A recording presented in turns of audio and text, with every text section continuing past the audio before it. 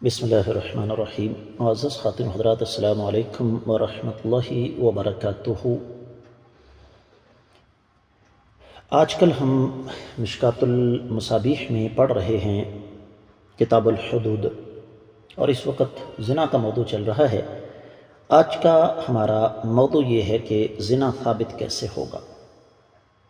مشکوٰۃ المصابیح کتاب الحدود 3557 حدیث کتاب میں اور تیسری باب میں الفاظ یہ ہیں: وعن عمر رضی اللہ عنہ قال ان اللہ بعث محمدا صلی اللہ علیہ وسلم بالحق وانزل علیہ الكتاب فكان مما انزل الله تعالى آية الرجم رجم رسول الله صلی اللہ علیہ وسلم ورجمنا بعده والرجم في كتاب الله حق على من زنا اذا احصن من الرجال والنساء اذا قامت البينة او كان الحبل او الاعتراف متفق علیہ۔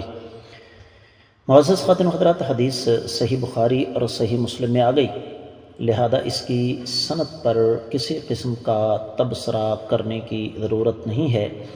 تفصیلی حوالہ میں آپ کی خدمت میں رکھ رہا ہوں۔ صحیح بخاری کتاب المحاربین ہے اور 30واں باب ہے زنا کے اقرار کے حوالے سے۔ 6829ویں حدیث ہے صحیح بخاری میں۔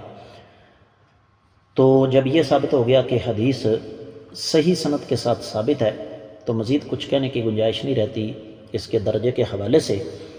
ترجمے کی طرف بڑھتے ہیں۔ سیدنا عمر رضی اللہ تعالیٰ عنہ بیان فرماتے ہیں کہ رب کائنات نے امام الانبیاء محمد رسول اللہ صلی اللہ علیہ وسلم کو حق کے ساتھ مبعوث فرمایا، آپ پر کتاب نازل فرمائی۔ اللہ نے جو نازل فرمایا تھا اس میں آیت رجم بھی تھی۔ آقا علیہ السلام نے رجم کیا اور آپ کے بعد ہم نے بھی رجم کیا، اور جب شادی شدہ مرد یا عورت زنا کریں تو اسے رجم کرنا اللہ کی کتاب سے ثابت ہے، بشرطے کہ گواہی ثابت ہو جائے یا حمل واضح ہو جائے یا اعتراف جرم ہو جائے۔ معزز خاتون حضرات، یہاں ہمیں زنا کے ثبوت کے حوالے سے اس حدیث مبارکہ سے 3 طریقے ملتے ہیں۔ پہلا طریقہ گواہ۔ یہاں میں آپ کی خدمت میں عرض کر دوں کہ اسلامی تاریخ میں آج تک گواہی سے زنا کا ایک بھی معاملہ ثابت نہیں ہو سکا۔ اس کی وجہ یہ ہے کہ یہ واحد معاملہ ہے جس میں 4 عینی گواہوں کا ہونا ضروری ہے، اور ان چاروں کی گواہی بالکل برابر ہونی چاہیے، ایک شوشے کا بھی فرق نہیں ہونا چاہیے۔ پوری تفصیلات وہ سامنے رکھیں قاضی کی، اور ظاہر بات ہے یہ کام اتنا آسان نہیں ہے۔ دوسرا بنیادی طور پر جو طریقہ ہے وہ اعتراف کا ہے، اور ظاہر بات ہے اعتراف کوئی اتنی جلدی کرے گا نہیں، لیکن آج تک جتنے بھی معاملے سامنے آئے زنا کے ثابت ہوئے وہ اعتراف سے ہی سامنے ہوئے، اور یہ میں سمجھتا ہوں کہ کسی انسان کے مومن ہونے کی علامت ہے کہ اگر اس سے اس قسم کی غلطی ہو جاتی ہے تو وہ اس پر مزید گناہ نہیں کرتا، بلکہ اعتراف کر کے اس سے معافی جو ہے وہ اس کے گناہ کی معافی ہو جائے گی رجم کے ذریعے۔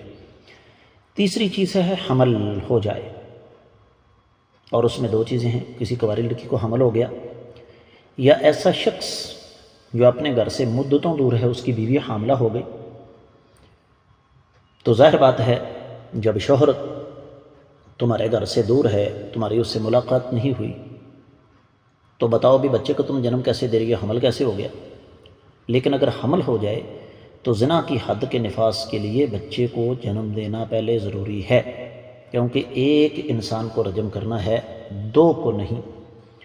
اور یہاں یہ بات بھی ذہن میں رکھیے گا کہ اس بارے میں باقاعدہ قرآن مجید کی آیت مبارکہ تھی جس کی تلاوت منسوخ ہو چکی ہے: شیخ و شیخۃ اذا زنا یا فرجموہما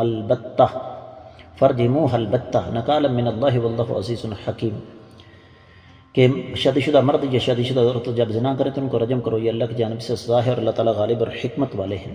اس آیت کی تلاوت منسوخ ہے، حکم باقی ہے۔ تو میں امید کرتا ہوں کہ یہ حدیث آپ کو اچھی طرح سمجھ آ گئی ہوگی۔ اس کے ساتھ ہی آج کے سبق سے اجازت دیجیے۔ السلام علیکم ورحمۃ اللہ وبرکاتہ۔